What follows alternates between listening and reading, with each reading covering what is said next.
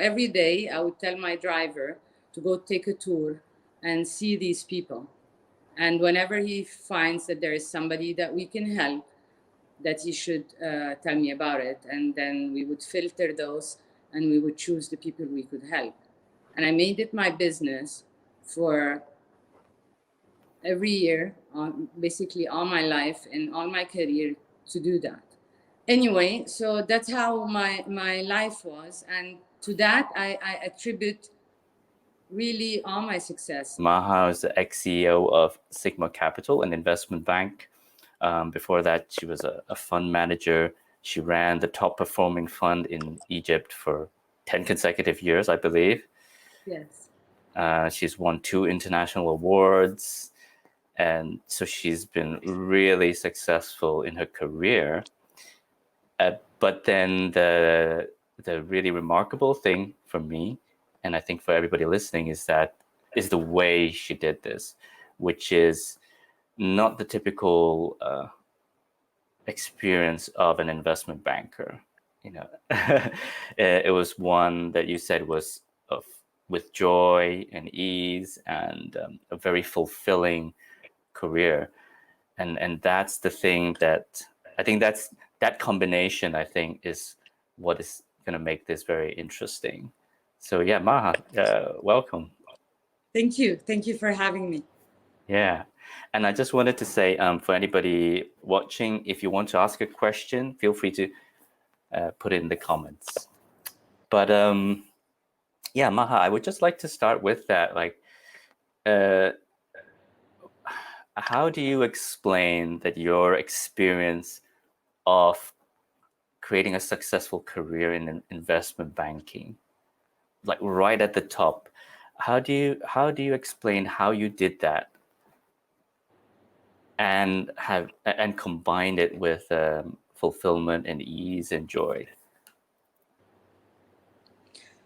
Well, I think, as I was telling you before, I was born into a family of spirituality. So both my parents were very much into spiritual teachings. We were born into Sufism, but we follow many schools. And I was raised in a way that teaches that whatever you want to get for your life, you should look for somebody who needs it too and help them get it. So the way to get anything you want in life, if you want money, you should find some poor people that need money, one person, and then make it your business to make them get money and have a business and have a successful business. If you are looking for love, or you feel lonely and alone, then you go someplace where people are lonely. You can go to an old people's homes and give them your time and make them feel loved and make them feel appreciated and bond with them on an ongoing basis, not just once, but as a way of life. And then you don't have to look for the thing for yourself. You don't pursue your own goals by following your own interest, but by following the interest of others. And then life is going to give it to you, basically. So if I can backtrack a little bit, I'll tell you about my story of how I started in the stock market. When I graduated from university in Egypt, my father always was investing in stock markets, international stock markets. And at the time, there was no stock market in Egypt. It was shut for many years before I was born. And then, but I knew that I liked it a lot because I can see that he would follow a lot of different industries around the world and the international markets and so many factors that influence every single sector. So you would look at, you can invest in cement and steel, and you can invest in banks, and you can invest in IT. And each sector has its own way of investing, its own factors, its own elements, and so on. And I love that. I love the variety. I loved that there was just so much that you needed to learn and know and so on. But the market in Egypt was shut. It had been shut for over 20 years, so there was no stock market. So I tried to get a job in a bank that works on the international markets from Egypt, and women were not allowed to work in dealing rooms. And the reason for that is that the dealing room was 24 hours. You had to trade all markets. So all markets are open 24 hours. So you had to be able to take day shift and night shifts. And women were by law not allowed to be at the bank at night. So I could never take the night shift, so no bank would hire me. So I agreed to take a job at a bank where I work in the morning in the back office. And then after working hours, they would let me work with them in the dealing room without being paid. So I worked the two jobs for around a year. And then it was just too exhausting. And then I got to know through that work that there is a master's degree in the stock market, the securities market in England. So I applied for it and I went. And I knew at the time that there is no market in Egypt and there is no job for me at the banks because they're not going to take me in the dealing rooms. So I thought that I'm going to stay in England and I'm going to work there. So I finished my master's and I got a job offer from Prudential. And then my job permit, my work permit got refused. So I couldn't stay in England. And I was upset. But again, being trained the way I was raised up, I knew that somehow this is going to turn out to be better for me. I wasn't sure how, since I was coming back to a country that didn't even have a stock market. So anyway, I came back and then there was just rumors that they're going to open the market again. And there was only one company that had any research or was trying to do anything in the market. So I said, okay, I'm going to go and get a job with them. So I went for the interview and they were in somebody's apartment. There was no office really. It was just one room for 17 people, a big room.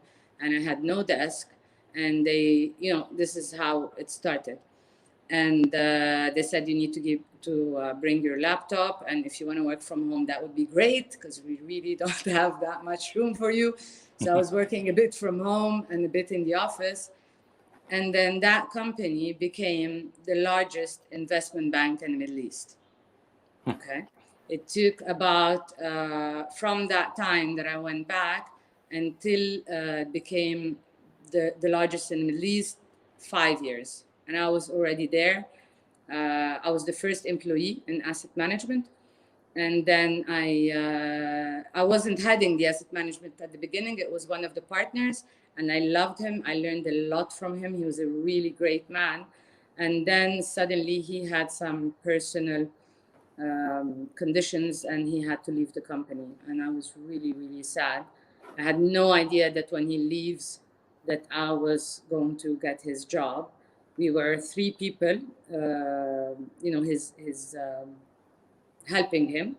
And the company at that time was losing money. Egypt was doing quite bad. We had a lot of problems with the economy. So the stock market was bad and the company was losing money. So, and when he left, they told me that I was going to become the head of asset management in basically a drowning operation, and Right. And I remember when the chairman gave me the job, he said, look, the company is so much, drowning now that it really can't get worse. So whatever happens, we're fine, just see what you can do with it, because, it looks like we might have to close shop quite soon. So I took on the challenge. And as I was telling you earlier, parallel to my job at the stock market, I've always been living the way I was brought up to live, by helping as many people as you can, as much as you can, and to make it your interest, your personal interest, and your genuine intention to help them. So when I was going to work, I had my driver. Every day we had the newspaper, the main newspaper in Egypt had half a page of people's problems, just poor people who could not afford, some operation for his son, or to marry his daughter, or somebody who's too old and suddenly find himself homeless. And they would just list these things. So every day I would tell my driver to go take a tour and see these people. And whenever he finds that there is somebody that we can help, that he should tell me about it. And then we would filter those and we would choose the people we could help. And I made it my business for every year, basically all my life and all my career, to do that. And I still have a lot of them. I'm retired now, but obviously I still have a lot of families and a lot of network of people helping each other. So I have doctors that are willing to do operations for free, but then I have to just pay the hospital and things like that, because in Egypt we don't have medical insurance for everybody, for the poor people. Anyway, so that's how my life was, and to that I attribute really all my success. I mean, I've loved my job. I worked it wholeheartedly, but I know that there might be a lot of other people who have the same conditions, and they might be much smarter than I am, and they might work much harder than I am. And to me, the reason that my career went the way it did is because of those people. It's because I was always trying to help people, and in many different ways, and doing different projects and so on. And I was just very, very, very lucky. And the way I did my job is I studied very well the market, the companies, and what to invest in, because I love it anyway. It was my hobby. And then I always got inspired. Usually it happened when I woke up, that I just get an idea in my head. Now you need to go into companies, for example, that,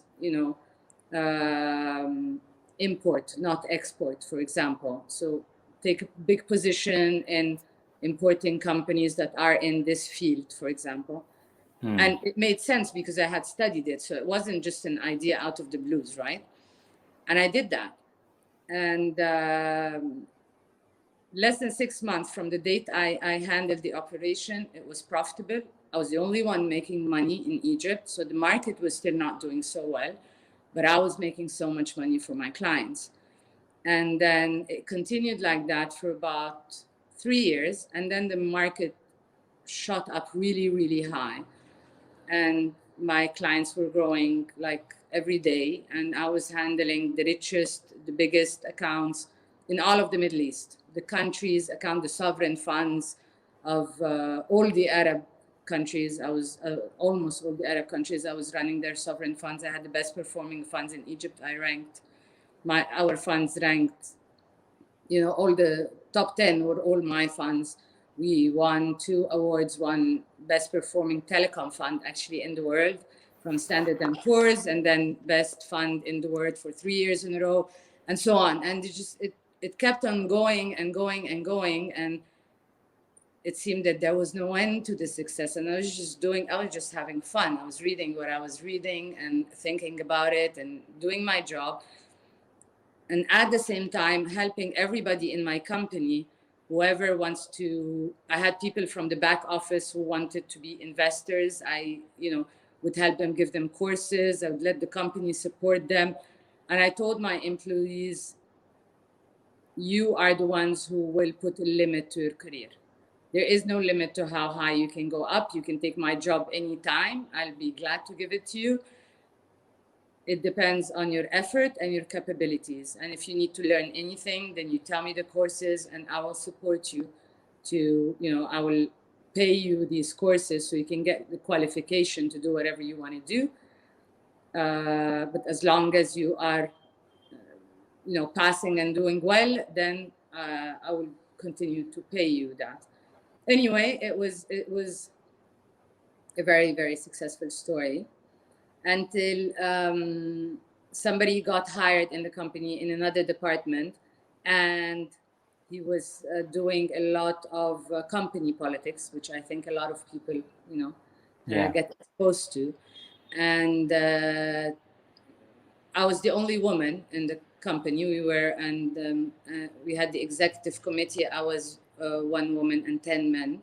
So you know how men have like their own little secrets and they say their own little jokes, and of course the woman is not involved. So I was always a bit of an outsider, even though I had I was part of the group and everything. Anyway, so he joined and he became a good friend of all the men, and a lot of people in my company, because we were like many subsidiaries, right? At that point, I was handling asset management, and there was investment banking, and there was brokerage as well. So a lot of my team would come and tell me, he's saying that, he's doing this, he's going, he's after a job and he's lying to the other people. And I just said, I'm not going to get involved in this. If somebody comes and talks to me, then I will talk, I will explain what I'm doing and what's happening. But if I'm not going to play politics, just again, because, this is how I've been brought up to live with certain morals and certain ethics, and not to really get involved in dirty games at work. Anyway, he succeeded because I did nothing. And he took over. I resigned because he caused so many problems for me in the executive committee. And he took my job. And again, I wasn't that upset because I knew if that happened, that meant that it's better for me that he takes my job. I wasn't really sure how, because it was, I was making so much money and I was like doing so well. But I gave it gladly, and I was grateful because, again, I learned to be grateful for whatever happens in life, and to be sure that this is the best thing that could happen to me, because I didn't do anything else to, because this is the way I've been putting in life, in the world, by helping others and doing all that. Anyway, 1 week after he took my job, the big crash happened of 2008, and my clients, who had never lost a penny with me and made so much money with me, were suddenly crashing.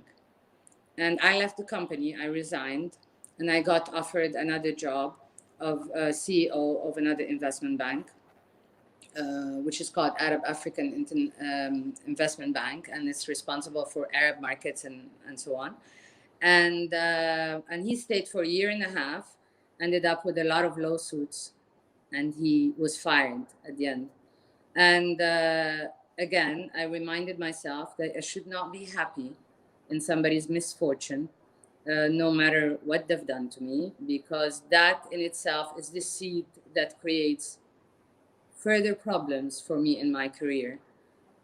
But I knew, it was clear to me that he took my job and then the market crashed, 1 week. So it's as if whatever you believe in, if you believe in God or Buddha or the universe or whatever, but the universe was looking after my interest.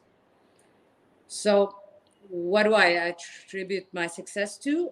Basically that I've always tried to help everybody. I tried my best to live a very moral and ethical life.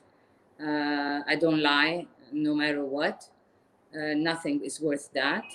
And so I don't know if that answers your question. Yeah. That's thank you, Maha. Thanks for sharing all that. There's so much in that. Like, I'm sure we could talk for days about some of the things you said. But so I'm thinking, for people who are listening and they're thinking, well, that just sounds amazing. And how did you even like, what was your decision-making process then? Like, you had so much responsibility. You had a job that, by all accounts, people are working really long hours in investment banking, and you're the at the head of it, and yet you said you had time to go help people, like help people from the papers and so forth. How can somebody make sense of that? They're thinking, oh my goodness, I'm spending all my hours working, and I'm still not getting enough done. So what's the difference for you? Is it your speed of decision making? Is it your clarity of what you're doing? What was different for you then? Well, I'm not sure how it works for everybody else, but for me, it was always very clear to me what I had to do. Mm-hmm. It was not, my mind does not hesitate much in either the investment or where to put my mind, where to put my time. The time you spend helping others never really comes at the expense of other things. I don't know how to tell you this, but it happens. It makes its own time, I wasn't always involved physically in helping the people, because like I said, I developed this network of people that do things. So if I wanted to help somebody, then there'll be somebody to pick them up and somebody to take them to the hospital. And not everybody that I tried to help worked out, right? But I was, at least it was always my mission, and it's a conscious effort and a genuine desire to do whatever you can to help another person. I think that's the key, really. That's the message. And it doesn't really matter how many people you're helping. It could just be one person, It's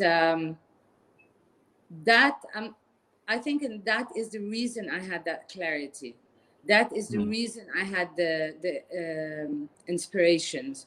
That's the reason because your most brilliant ideas, if you really look carefully and closely into it, you will find that it sort of pops up in your mind, right? The most creative moments, or the best decisions that I took just popped up in my mind. It wasn't like I was thinking about it, and I usually before I sleep, I think about it, and then it shows up. It almost feels like it's coming to you rather than from you, and the reason why it comes to you is that, is all the things that you do and the way that you do them. The reason that you get lucky, like I was telling you before, that 1 month before the revolution, the Egyptian revolution that happened in 2011, I had decided to move to Canada. And I stayed there until the revolution was finished. All the political problems were gone. And when I came back, it was all sorted for me. And again, I attribute being lucky to be out of the country at the time of trouble, at the time of, political turmoil and a lot of, insecurity in the streets and so on, to that, because I can't really attribute it to anything else, right? I was out of, I can tell you that I saw that Egypt would have trouble politically, because obviously when you follow the stock market, you know that there, you better know what's happening politically. But I can't claim that I knew that there was going to be a country revolution 1 month after I left, that everything was going to burn down in flame, and that's why I'm saying yes, I was I have clarity of what I need to do and when I need to do it, and I feel guided. That's probably the best way to put it. I feel guided, and it's probably because I'm seeking that guidance and I'm working for it. So instead of working for me, give me more money, give me more fame, give me more prizes, and so on, I am working to help other people get whatever it is that I want, and doing a conscious effort to do it. And I'm trusting that the universe is just going to take care of me. It's never failed me. so far. Yeah. Well, Maha, that really makes sense in a way that how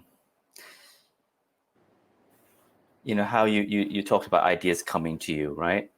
Yeah. And so quite often in my work with coaching, I'm hearing that people have a lot on their minds, and there's a lot of noise going on. Like, Yeah. oh, what's this going to mean for me? Oh man, what, I'm going to look bad. What if I fail? Am I good enough? And the theme in there is it's about me. Right. And what you just said was that you didn't have much of that noise No. because it wasn't about you. Yeah, exactly. Well, part of the spiritual teachings is that you are not your thoughts. And I don't know how much, if you want me to go into that or not, but in spirituality, you watch your thoughts. And it's easy to see how this is so, because you can't control your thoughts. If you wanted to stop thinking for any amount of time, you probably wouldn't be able to. The thoughts that would just keep on rushing into your mind. And sometimes you keep on thinking stuff that you don't want to think about, and sometimes it's useless stuff, and it just keeps on looping, enumerating in your mind. And maybe you have the next day something very important, but you can't sleep and you can't let it stop. And I know that a lot of people have reoccurring thoughts that mean nothing, or about something that passed and you can't do anything about it, and it's useless, right? And it doesn't, and sometimes it doesn't even mean anything in your life anymore, right? Like, you could be driving in the street and then somebody yells at you or shouts at you, or and then and you know that they're wrong, and and then you start telling yourself, oh, I should have shouted back, I should have done that, why did I let them, And it's okay to get upset about the situation like that for a couple of minutes, but if it goes longer than this, then there's something wrong, right? And a lot of situations in life are like that, and people hold on to situations where they think that their pride has been hurt, or that their ego, has a problem with this situation. And then the thoughts keep on, repeating it and repeating it and repeating it. Even if you're never going to see that guy again in your life, and you don't care about him at all, or that somebody said something bad about you or demeaning about you, and even if you don't think very highly of this person, and even if you don't really respect them, or even if you don't really like them, it keeps on bugging you. It's like you are so upset that this person, they don't even respect or like or anything, thinks bad about you. So if you think about it, the average person has about 70,000 thoughts a day.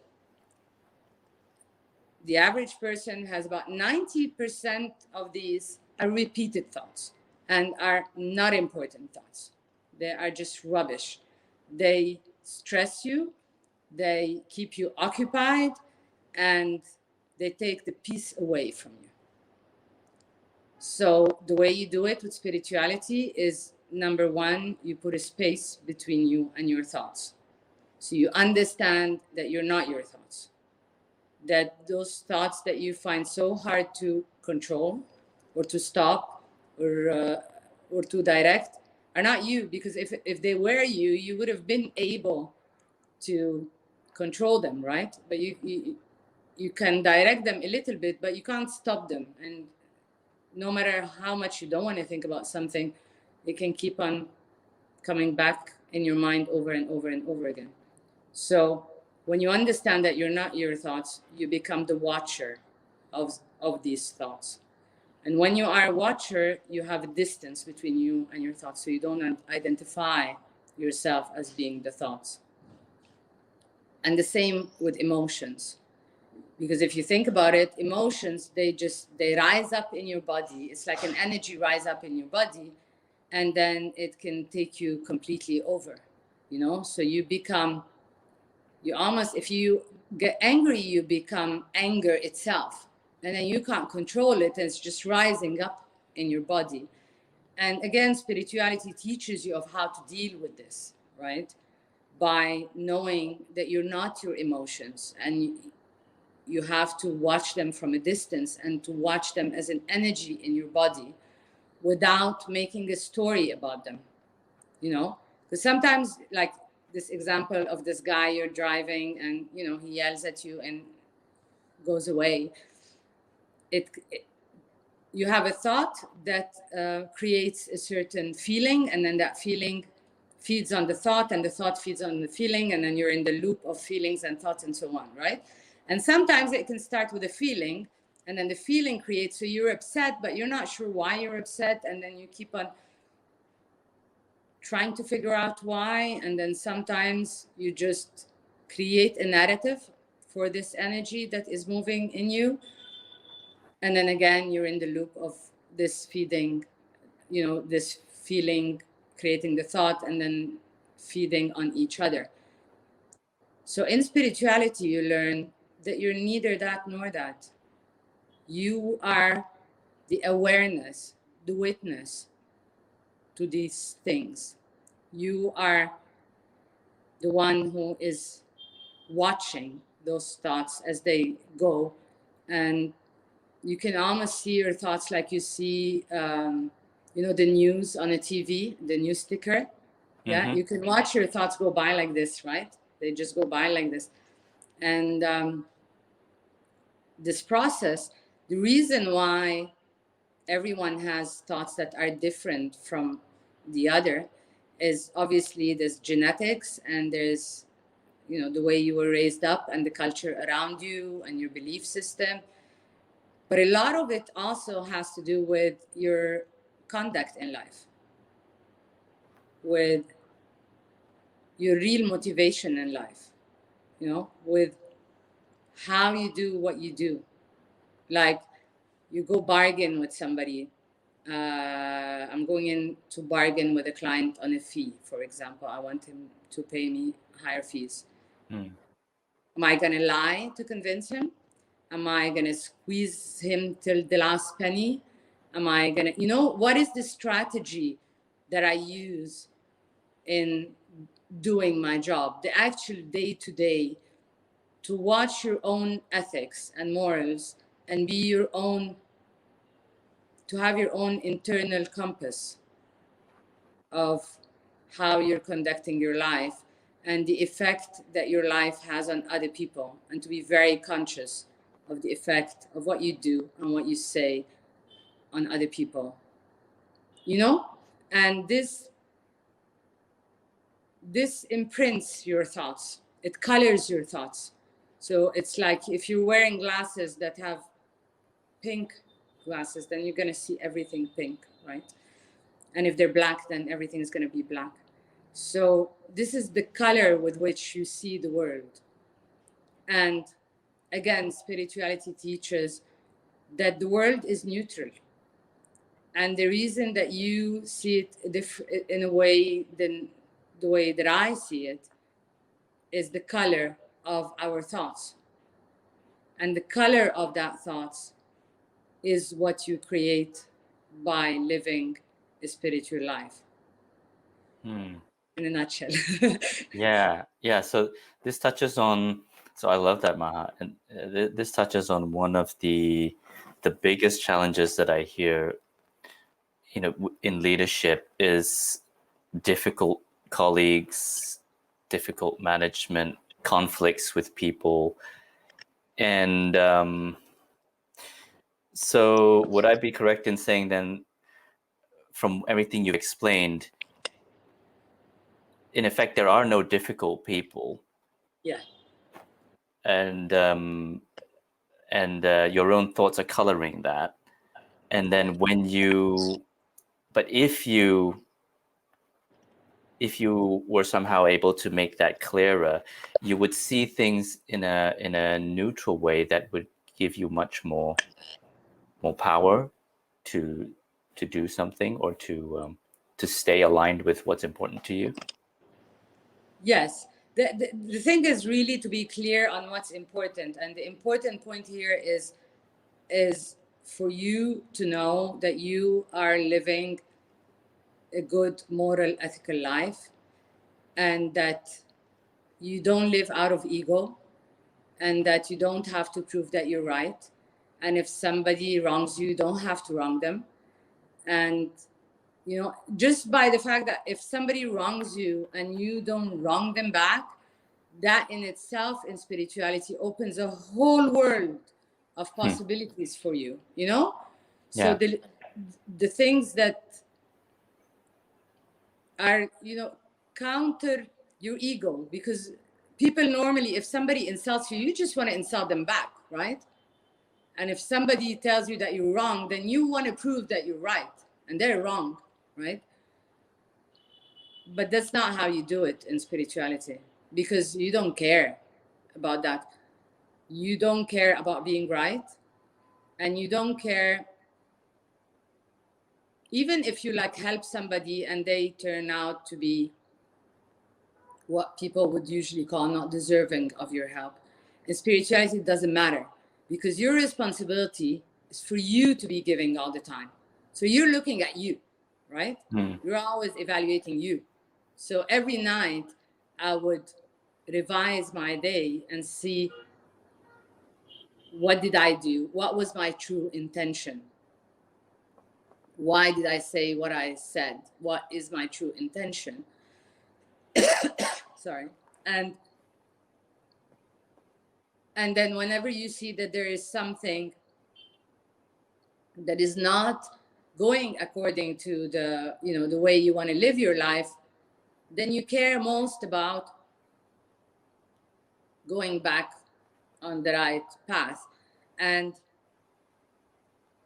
the thoughts that tell you should have, you know, how did you let him do this? You should have done that. Or the feelings of anger and all this, you learn how to deal with all this in spirituality. There are techniques of how to deal with it, to not let it control you. It's easy as long as you have your eye on what is important. And that happens when you think about your whole life and what do you think the purpose of your life. You know, it's again in spirituality they tell you to always remember that you're going to die. I mean, not you, me, that I'm going to die. People don't like, you know, when you talk about death, but it's very important in spirituality, because death really puts an end to everything, right? It puts an end to your success, to your failures, to your personality, to your likes, dislikes, to your relationships, to your friends, to everything, right?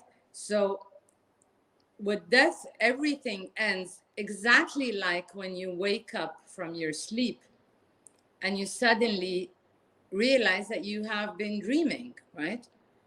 And if somebody wronged you in a dream, you don't wake up and say, I should have done this, you know, I should have replied, I should have told him that I am smarter than he is. You know, you don't do that. You just laugh at yourself and like, that was just a dream, right? And spirituality teaches that life is a dream. And then when you die, when I die, I'm just going to look back at my life and say, oh my God, you know, why the hell did I take it so seriously? It was just a dream. And you can see that it's a dream because it totally ends, you know? So you kind of continue to pursue money and fame and approval of everybody, and everybody's telling you you're great. And then everybody gets old. If you're lucky, you live until an old age, and then everything ends.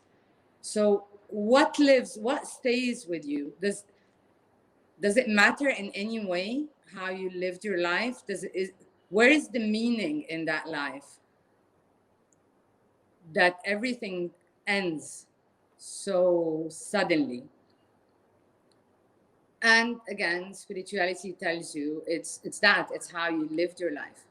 It's your ethics, it's your morals, it's how you handled your own personality, because we're each born with a personality in different conditions, in a different country, for different parents and so on. What do you do with this? You know, How can you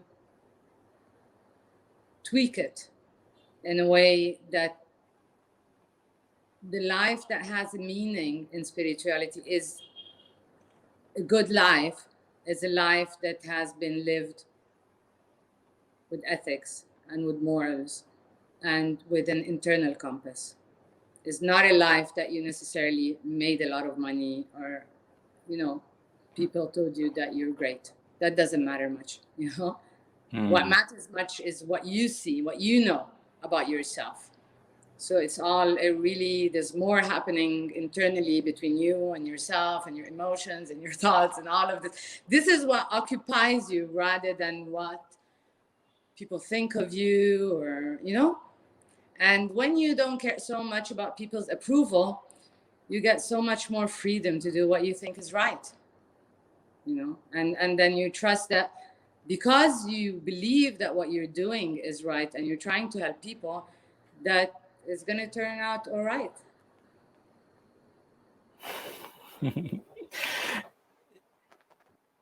Yeah, you know, That Maha, makes sense. I'm not sure. oh, it makes so much sense. And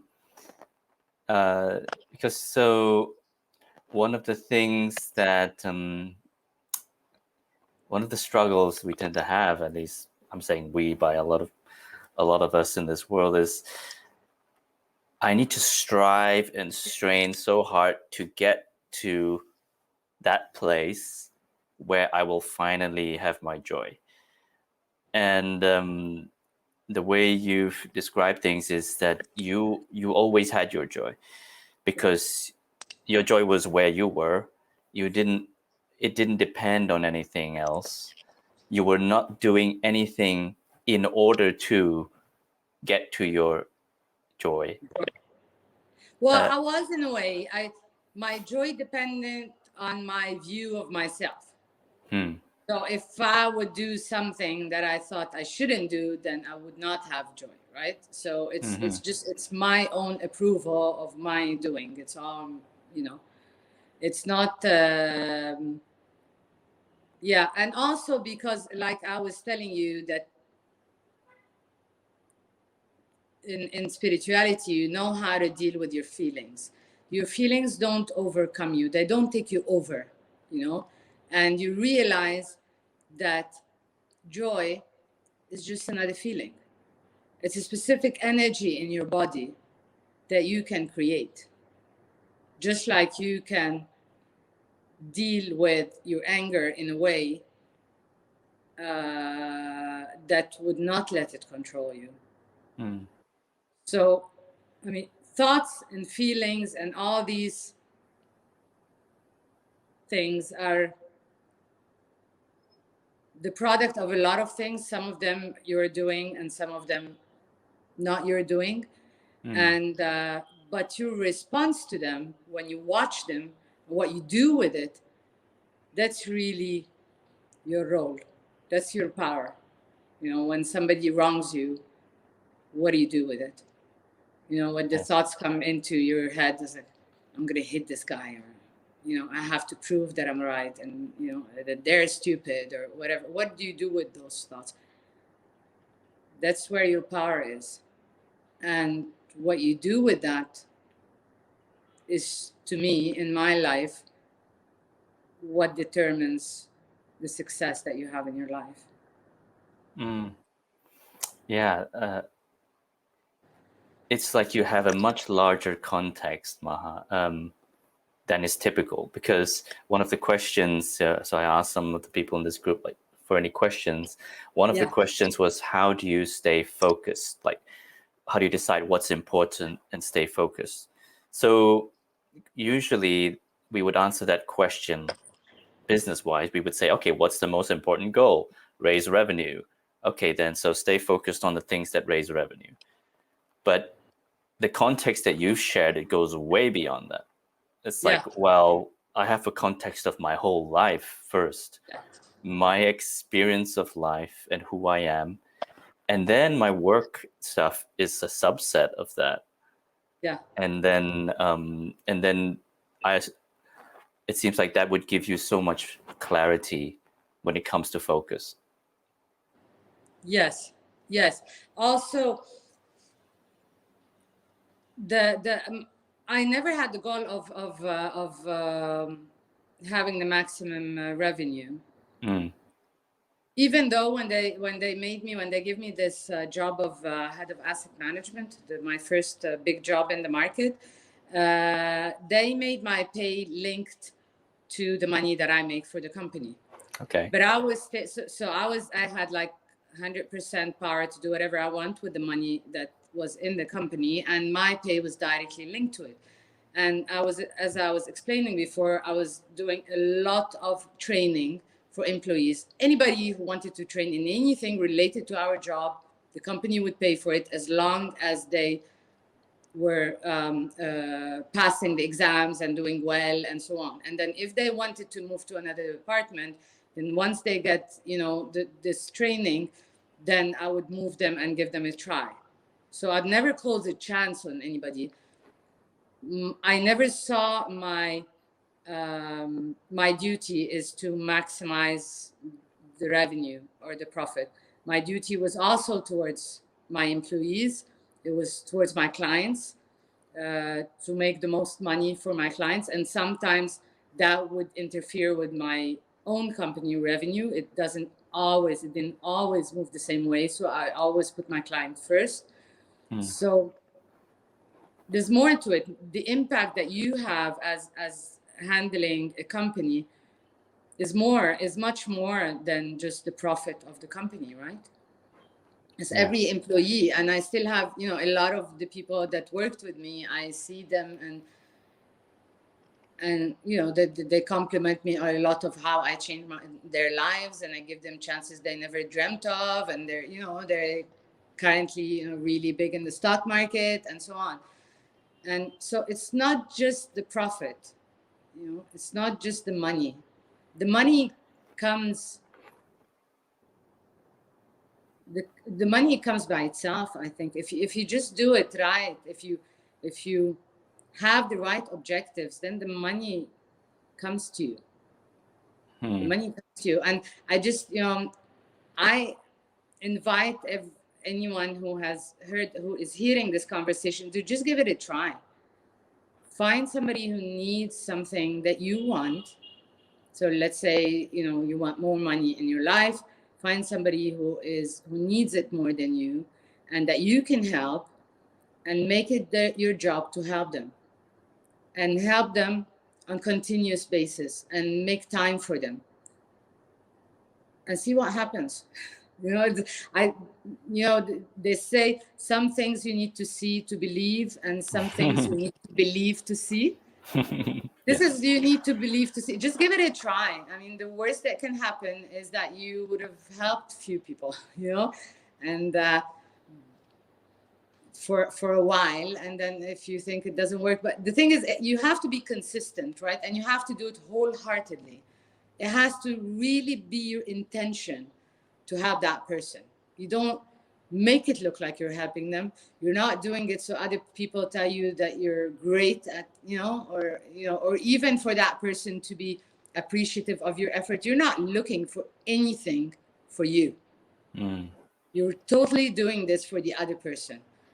And I think that a lot of people don't even try this ever, and it's a pity, because it works. Yeah. It really works.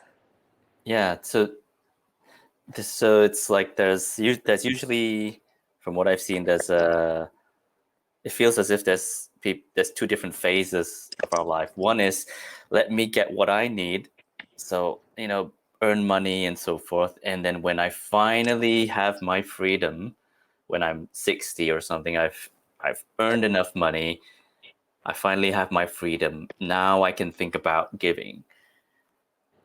Yeah. But from the sounds of it, you didn't have that split. No mindset. No, I never had that mindset.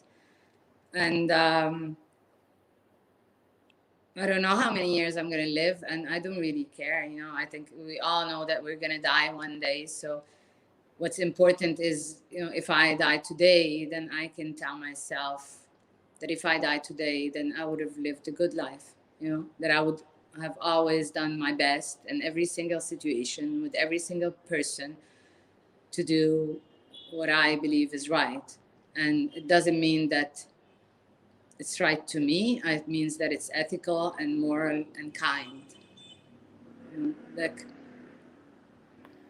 it's just, it helps a lot if you can tone down the ego talk in your mind, or at least, I learned that whenever my ego talk, I can just, look at it and laugh, because I know that it's just stupid and it wants to prove that it's better and bigger and, more smarter, and, that kind of comparison.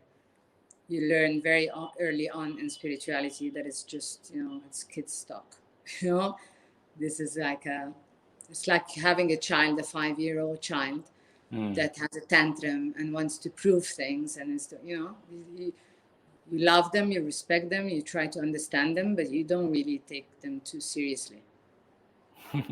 Yeah, that's you brought up your child, and a child, and that's a whole another topic. I think that you had 2 young kids as well while you were doing all this. Yes. Yes.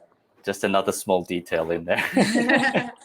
Yes, and I taught them the same way. I taught them the way I was raised. I brought them up to do the same thing. When they want something, I'll make it their business to get it for the other person. That's wonderful. So, yeah. There's this comment here. I'm just going to share that here from Chris. Yeah, okay. Love your story and your mindset.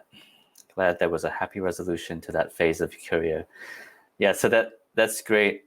And at the same time, I think from the sounds of it, you were not even looking for any particular resolution, right? Like, you were happy with, when you handed it over, you were already at peace with your decision. Totally. I knew that it was right for me. It's like when I was in England and I didn't get the job permit. I knew. The thing is, when you were telling me about Ibrahim Hicks, yes. I don't know if your audience know about her, but she teaches manifestation through feeling as if it has already happened, right? So it's about the energy in your body, to embody an energy of whatever you are hoping is going to happen. Feel as if it has already happened, and get that energy in your body, and then the universe can do nothing except match it, right? The universe will match the frequency of whatever is your energy. And that's where the teaching comes from as well, that whatever happens in your life is like, okay, I really wanted to stay in England, I really wanted this job in Prudential, but it hasn't happened. So, okay, that's interesting. That means that something much better is about to happen when I go back, And the same when this guy took my job. It's like, okay, I didn't expect that. That's not what I planned, but that's interesting. It means something much better is about to happen. And I got a job that was, I became, the CEO of a whole, investment bank with a brokerage asset manager. So it was a bigger job and a higher paid when I left the first job, and so on. So it's just believing that the universe is on your side. And it's easy to do that when you know that you're always doing your best for the universe, Yeah, I think that was one of Einstein's quotes. I don't know if it was a legitimate quote, but one of the popular ones was the most important question you can answer is whether the universe is friendly.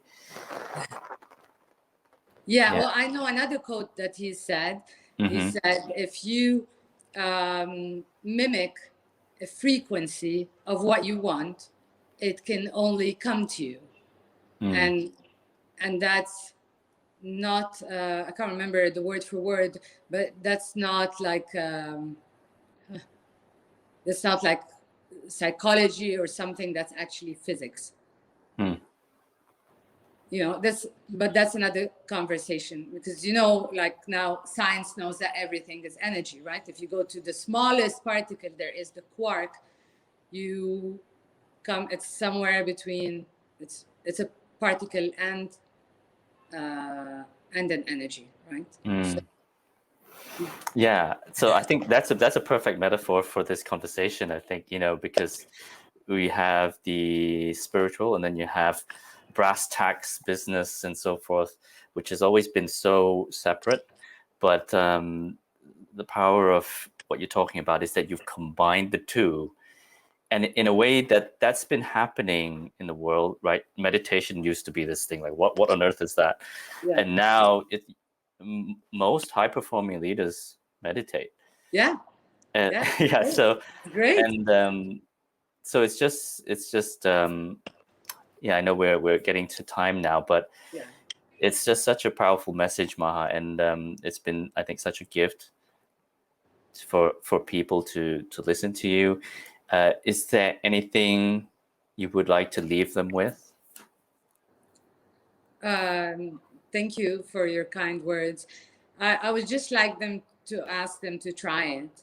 Try for anything you want. If you're looking for money, if you're looking for love, if you're looking to bond with people, just find the person that you know that needs it, and make it your business to get it to them, and then watch what happens. Just be sincere in your effort, and watch what happens. Wait for it to happen. Believe that it's going to happen. Have the energy in your body as if it has already happened. Yeah, so I hope people really take that in, take in your words, maybe re-listen to this, because there was so much there. Maybe we need to have another conversation. But I hope people slow down and listen to this, and if they do, this, without a doubt, they can get something that will really change. I mean, has the potential to change their lives. It's not just. It sounds a bit grandiose what I'm saying, but it's true, because you're touching on something that's so essential to who we are, and usually that's not where we're looking. We're looking out there for all these things, but you keep pointing people back into Inwards. themselves. Yeah. Yeah. Look inwards. It's all inwards. Your Yeah. life is a projection of what is inwards. It's just a projection. Yeah. And then what's so cool is that by doing that, you've shown that by doing that, it's not like you've gone to a mountain and you've cut yourself off from the world. No. You've gone inwards, and then the results outwards are beautiful as well. Yeah. Yes. Yes. I retired at 45. So I'm now retired and enjoying it. And as I told you, just doing, reading and practicing spirituality full time. And yeah, it's been fun. Yeah. Thank you so much, Maha. It's been an honor. Thank you. Thank you for having me. Yeah. And thank you on behalf of everybody else in this group. I think they're going to get so much from it. Thank you. I'm glad. Thank you. Thank you. I'm going to end this here.